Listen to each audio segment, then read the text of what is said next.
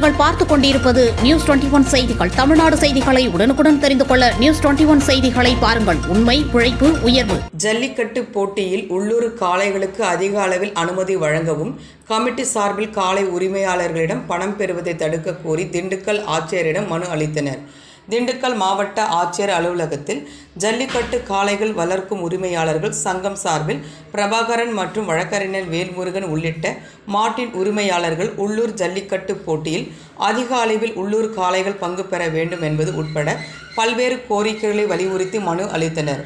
அந்த மனுவில் திண்டுக்கல் மாவட்டத்தில் நடைபெற்று கொண்டிருக்கும் ஜல்லிக்கட்டு போட்டிகளில் வெளி மாவட்டத்தை சேர்ந்த காளைகள் அதிகம் பங்கேற்கின்றன.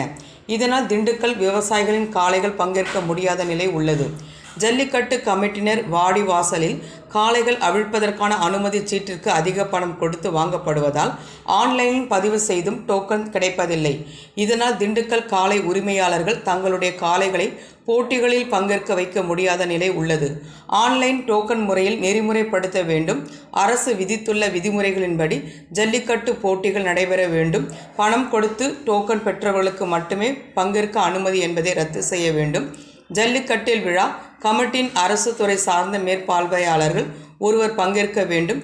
திண்டுக்கல் மாவட்டத்தில் நடைபெறும் ஜல்லிக்கட்டில் உள்ளூர் காளைகளுக்கு முன்னுரிமை வழங்க மாவட்ட நிர்வாகம் நடவடிக்கை எடுக்க வேண்டும் என கோரிக்கை விடுத்துள்ளனர்.